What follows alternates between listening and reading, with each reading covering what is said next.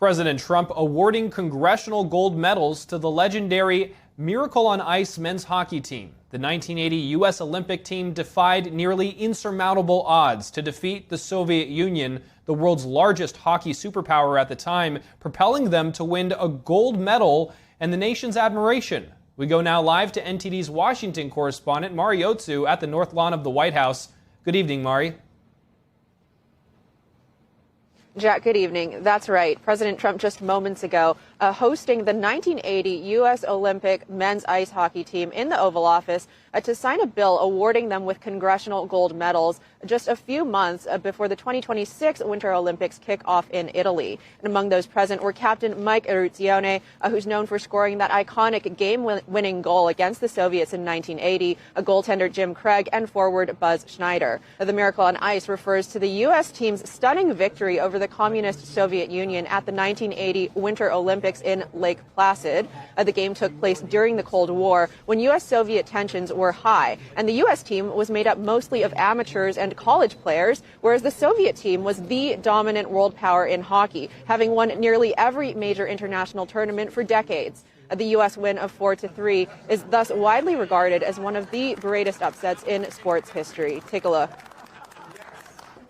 45 years ago, this tremendous group of collegiate players and amateurs faced overwhelming odds against the Soviet Union in Lake Placid Winter Olympics. They say it was the greatest team ever put together, the Soviet team. And this was supposed to be the best team that they ever had. So it wasn't looking too sharp for our great champions behind me.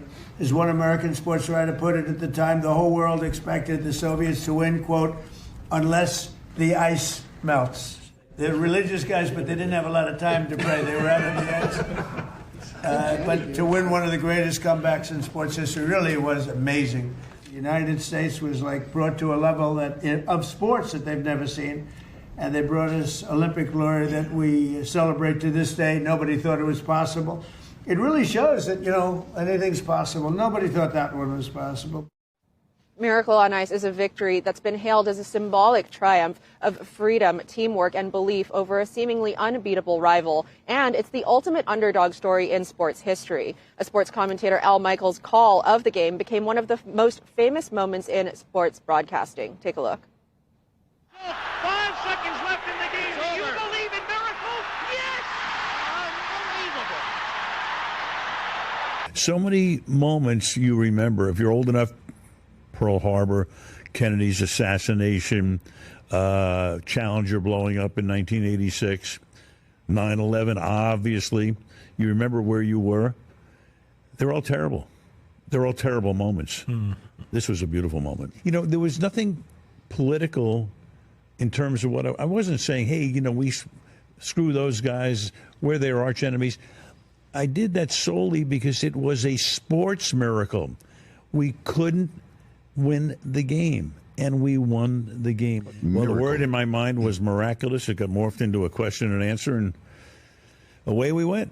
Although the U.S. did go on to win that gold medal against Finland, the Soviet victory is remembered as the defining moment of the 1980 Olympics. And thus, the bid to recognize the game's anniversary picked up congressional, to recognize the game's anniversary with congressional medals picked up bipartisan support. Republican Representative Elise Stefanik, who is in the Oval today, says, quote, the American defeat of the Soviet Union during the Cold War was a triumph of perseverance, unity, and spirit, not only for the athletes on the ice, but for all Americans. And Democratic Senator from Minnesota, this home state of many of the players, Amy Klobuchar, says the 1980 U.S. Olympic hockey team made all Americans believe in miracles. Jack, back to you.